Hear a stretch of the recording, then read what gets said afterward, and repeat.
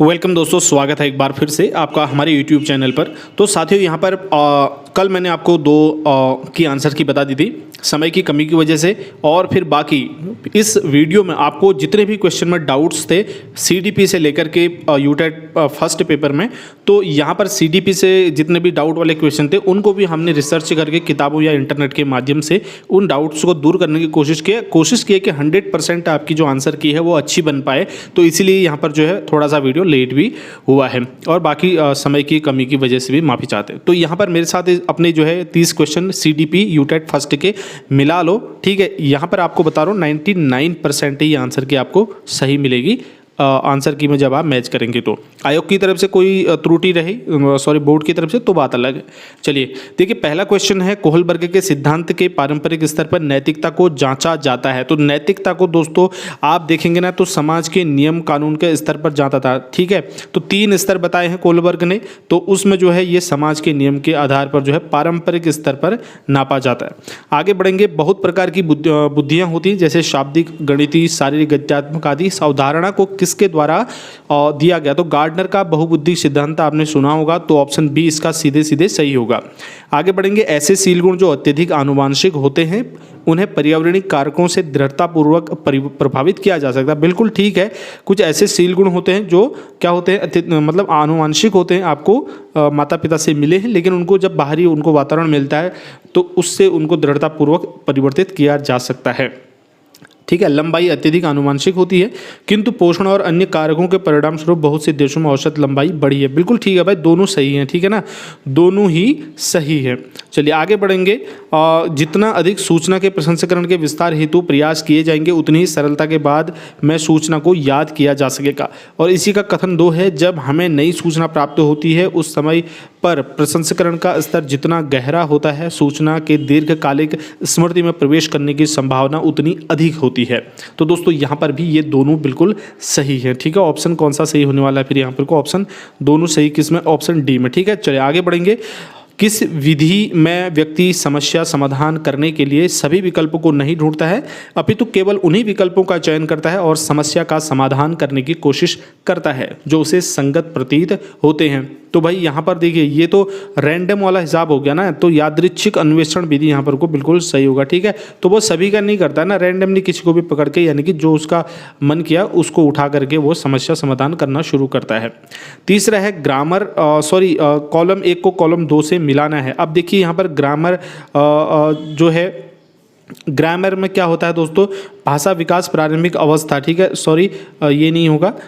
एक भाषा में निहित नियम जो होंगे, एक भाषा में निहित नियम, ठीक है। हम भाषा के नियम किसमें पढ़ते हैं? ग्रामर के अंदर ही तो पढ़ते हैं, ठीक है। तो सीधा सीधा 1 का बी हुआ, तो 1 का बी देखेंगे ऑप्शन में आप, किस में 1 का बी है, ठीक है ना। तो ऐसे मिलान वाले क्वेश्चन करने में थोड़ा आसानी होती है।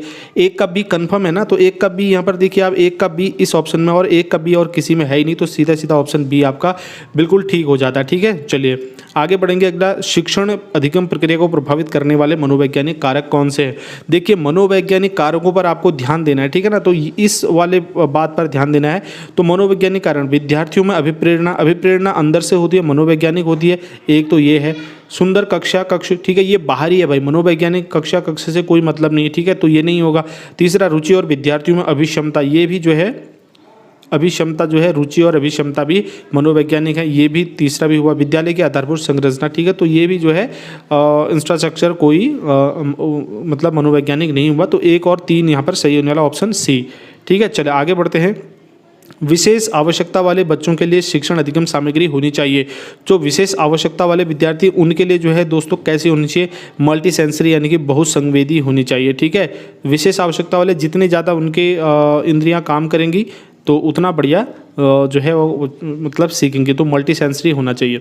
जब एक विद्यार्थी उस व्यवहार को निष्पादित करना सीखता है जो सकारात्मक परिणाम देता है और उस व्यवहार को करने से बचता है जिससे उसे नकारात्मक परिणाम मिलता है, तो भाई देखिए आपको याद होगा भाई, ठीक है ना, जब किसी चीज़ से अच्छा चीज़ मिलता है तो उस क्रिया को बार बार दोहराया जाता है, जब मतलब उससे कष्ट होता है तो उसको नहीं दोहराया जाता। क्रिया प्रसूत अनुबंधन इसका सही जवाब होगा। ठीक, चलिए आगे बढ़ेंगे। आप किस परिस्थिति में विद्यार्थियों का सतत पुनर्बलन देंगे? ठीक है, विद्यार्थियों को सतत पुनर्बलन आप कब देंगे? पूर्व व्यवहार को स्थापित करने के लिए। ठीक है, तो पूर्व व्यवहार को स्थापित करने के लिए आप नहीं देंगे दोस्तों, ठीक है ना, तो ये तो नहीं होगा। नए व्यवहार को स्थापित करने के लिए, ठीक है, तो नए व्यवहार को स्थापित, नए व्यवहार कब होगा? जब हम किसी बच्चे को कोई चीज़ सिखाएंगे, उसको लर्निंग करेंगे तो नया व्यवहार अडॉप्ट करेगा। तो नए व्यवहार को स्थापित करने की भी हम कोशिश करेंगे, नए व्यवहार को बनाए रखने, और ये भी कोशिश करेंगे कि वो जो नया व्यवहार उसने सीखा है, अडेप्ट किया है, ठीक है, उसको वो क्या करे, मतलब बनाए रखे। ठीक है, तो दोनों ऑप्शन यहाँ पर बी और सी सही होंगे, ऑप्शन डी यहाँ पर सही होगा। आगे बढ़ेंगे। यदि आपने कभी किसी को अंधेरे कमरे में फ्लैश लाइट लहराते हुए देखा और उसके पीछे आपको रोशनी का पथ दिखाई दे तो आप विज्ञ हैं, मतलब किस चीज़ से परिचित हैं? ठीक है, कौन सी स्मृति के संचालन से परिचित हैं? तो यहाँ पर ये संवेदी स्मृति होगी। ठीक है, ऑप्शन यहाँ पर को डी सही होगा। चलिए आगे बढ़ेंगे। निम्नलिखित में से अधिगम अक्षम बच्चे की कौन सी विशेषताएं हैं? तो मतलब अधिगम अक्षम यहाँ पर, ठीक है ना, तो मेन चीज़ है उस पर ध्यान देना बहुत जरूरी होता है इनमें। तो देखिए अच्छी ध्यान अवधि, देखिए उनमें ध्यान अवधि तो होगी नहीं भाई, ठीक है, जाहिर सी बात है। जिनको जो अधिगम में अक्षम है और सक्षम होते तब अलग बात थी, लिखते समय अक्षरों को छोड़ना, ठीक है, ये तो सही है। और समझने में कठिनाई, ये भी सही है। 2 और 3 यहाँ पर सही होने, ऑप्शन सी। चलिए आगे अगला क्वेश्चन है। निम्नलिखित में से कौन विद्यालय में समावेशी वातावरण के विकास में सहायक होगा? तो देखिए समावेशी विकास में सहायक सभी गतिविधियों में पूर्ण प्रतिभागिता सुनिश्चित करना, ठीक है। बाधा रहित वातावरण का सर्जन, ये भी ठीक है। पाठ्यचर्या अनुकूलन और कक्षा कक्षी प्रबंधन, ये भी ठीक है। तो उपरोक्त सही यहाँ पर सही होने वाला 13 का डी ऑप्शन सही होगा भाई, ठीक है। चलिए आगे बढ़ेंगे। निम्नलिखित में से कौन सा कथन समावेशित शिक्षा की अवधारणा को अभिव्यक्त करता है? देखिए समावेशित शिक्षा के बारे में यहाँ पर पूछा है, तो इसकी अवधारणा को अभिव्यक्त करता है कौन सा कथन? सभी बच्चे साथ सीखते हैं, यहाँ पर समावेशित शिक्षा में, बिल्कुल ठीक है। क्षमताओं के स्थान पर अक्षमताओं पर ध्यान जाता नहीं, ठीक है, उसकी कमजोरी पर ध्यान नहीं दिया जाएगा, तो ये गलत हो जाएगा।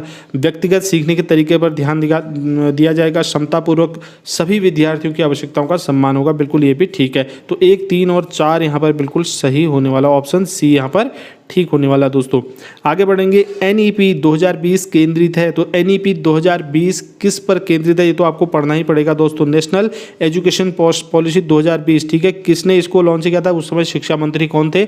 अपने उत्तराखंड के थे। जल्दी से कमेंट करके बताओ कौन थे, ठीक है। तो उस पॉलिसी को आपको अच्छे से पढ़कर जाना चाहिए था। तो 360 डिग्री समग्र प्रगति कार्ड पर आधारित है, ठीक है। चलिए आगे बढ़ेंगे। निम्नलिखित में से आकलन का कौन सा तरीका शिक्षक को न केवल प्रत्येक बच्चे के सीखने में गैप को समझने के लिए बल्कि स्वयं के शिक्षण अधिगम को बच्चों की आवश्यकताओं एवं सीखने के तरीके के अनुसार समीक्षा करने, संशोधित और चिंतन करने में सहायता करता है, ठीक है। तो क्वेश्चन को पहले ही अगर बहुत अच्छे तरीके से आप अगर क्वेश्चन पढ़ेंगे, क्वेश्चन को समझेंगे कहना क्या चाह रहा है, तो आपकी समझ में धीरे वैसे ही आ जाएगा। तो अधिगम के लिए लर्निंग हो जाएगा, ठीक है। अधिगम के लिए आकलन, ठीक है, यानी कि आपको क्या करना है? अधिगम के लिए आकलन करना है खुद का, ठीक है। बच्चों को किस तरीके से सिखाना है, उनकी क्या आवश्यकताएं हैं, कैसा तरीके से क्या रहेगा, ये सारी चीज़ें जो है पूरा समीक्षा करने के लिए ऑप्शन सी यहाँ पर ठीक होगा। आगे बढ़ेंगे। रक्षा अपने सभी काम निर्धारित समय में पूरा करती है, वह नियमित रूप से पढ़ाई करती है क्योंकि वो डॉक्टर बनना चाहती है। तो भाई ऐसा ही क्वेश्चन जो है हमने प्रीवियस पेपर में एक डिस्कस किया था, ठीक है। तो भाई वो क्या है? आंतरिक रूप से जो है क्या है? प्रेरित है दोस्तों, ठीक है।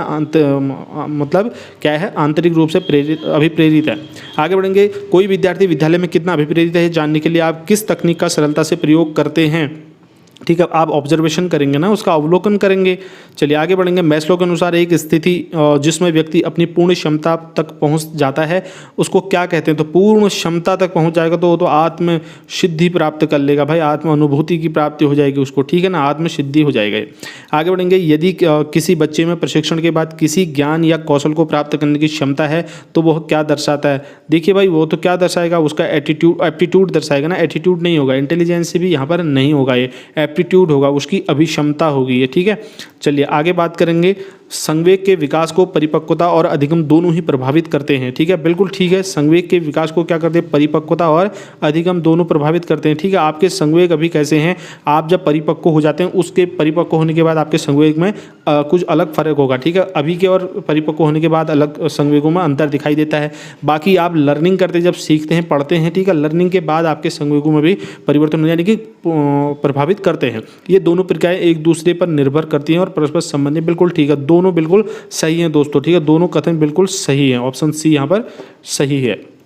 आगे बढ़ें, निम्नलिखित में से कौन सा प्रश्न बच्चों की अवधारणात्मक समझ के परीक्षण हेतु सबसे उपयुक्त है। ठीक है, अवधारणा को समझने के लिए यहाँ पर देखिए, राजधानी क्या है, सीधा सीधा उत्तर है भाई, ये तो याद होगा ना, भारत की राजधानी कहाँ है, ये नहीं होगा। 9 ग्रहों के नाम, बिल्कुल ये भी याद करने पड़ेंगे। कॉन्सेप्ट यहाँ पर कुछ भी नहीं है, कंसेप्चुअल नहीं है। रेगिस्तान में पौधों पर कांटे क्यों होते हैं, ये क्वेश्चन भी हमने अपने प्रीवियस पेपर में डिस्कस किया था दोस्तों। जिसने ये पढ़ा होगा मेरे साथ, वो प्रीवियस पेपर वाली सीरीज देखी होगी, उसमें आपको ये क्वेश्चन मैंने अच्छे से बताए थे। ठीक है, रेगिस्तान में बच्चे मतलब कांटे, उनको पता है रेगिस्तान में कांटे हैं, लेकिन क्यों हैं, ठीक है, वो पूरा कॉन्सेप्चुअल बेस्ड क्वेश्चन होगा। ऑप्शन सी, राष्ट्रपिता कहा जाता है किसे, ये भी उनको याद ही होगा। आगे बढ़ेंगे, निम्नलिखित में से आप किस बच्चे को सृजनात्मक कहेंगे। ठीक है, सृजनात्मक आप किसको कहेंगे भाई, नए विचार प्रस्तुत कर रहा होगा, बिल्कुल, जो नई वस्तुएं बना रहा होगा, अपने कार्य में नवीनता और मौलिकता का प्रदर्शन कर रहा होगा, यानी कि उपरोक्त सी यहाँ पर को उपरोक्त सभी सही होगा, उपरोक्त डी वाला। ठीक है, चलिए आगे बढ़ेंगे। 8 से 6 वय वर्ग के बच्चों के विकासात्मक कार्य हैं। तो विकासात्मक कार्य, सबसे पहले आपको एज देखना यहाँ पर जरूरी है। ठीक है, 2 शब्द बोलना सीखना, ये तो बिल्कुल सीधे सीधे गलत होगा। 6-8 साल का बच्चा थोड़ा ना 2 शब्द बोलना सीखेगा, है ना। और उसके बाद सरल खेलों के लिए शारीरिक कौशल सीखना, बिल्कुल ठीक है। और पढ़ने गढ़ने लिखने संबंधी मूलभूत कौशलों का विकास, ये भी ठीक है। 2 और 3, यानी कि ऑप्शन सी यहाँ पर ठीक होगा। चलिए आगे बढ़ते हैं। रीना एक प्रतिभावान छात्रा है, बुद्धि परीक्षण के आधार पर उसे मेधावी कहा जा सकता है, लेकिन वह सदैव महसूस करती है कि उसकी कक्षा क्या है, नीरस, बोरिंग टाइप की है। एक शिक्षक के रूप में आप रीना को कैसी सहायता कर सकते हैं, रीना की। ठीक है, तो भाई आप क्या करेंगे यार, उसके लिए ना उच्च स्तरीय कौशल डेवलपमेंट के लिए क्या करेंगे आप, रोचक शिक्षण विधि का प्रयोग करेंगे। ठीक है, तो ऑप्शन बी यहाँ पर सीधे सही होगा। आगे बढ़ेंगे, विद्यार्थियों में टीम भावना के विकास में निम्नलिखित में से किस प्रकार का वातावरण सहायक होगा। टीम भावना की बात हो रही है यहाँ पर, ठीक है, तो सहयोगात्मक होगा ना, टीम में होगा सहयोग, प्रतिस्पर्धा, व्यक्तिपरक और अनुशासित ये नहीं होगा। आगे बढ़ेंगे, कक्षा शिक्षण के दौरान निम्नलिखित में से कौन सी चीज़ सुनिश्चित की जानी चाहिए।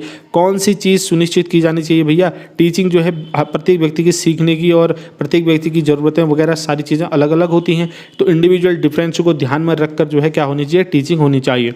आगे, निम्नलिखित में से कौन संवेगात्मक बुद्धि की विशेषताएं हैं। संवेगात्मक बुद्धि की बात हो रही है यहाँ पर, तो संवेगात्मक बुद्धि जो है देखिए, उच्च आईक्यू लेकिन अस्तर, संवेगात्मक जरूरी नहीं है उच्च आईक्यू हो, है ना, तो दूसरों को अभिप्रेरित करने में सक्षम, स्वयं के संवेगों का प्रबंधन, ये भी ठीक है। तो यहाँ पर आप क्या करेंगे दोस्तों, संवेगात्मक बुद्धि 28 का 2 और 3 सही आ रहा है ना, 2 और 3 किस में है, ऑप्शन डी में है। ठीक है, चलिए आगे बढ़ेंगे। पियाजे के अनुसार बच्चे विश्व के विषय में बढ़ते ज्ञान का निर्माण निम्न 2 प्रक्रियाओं द्वारा करते हैं।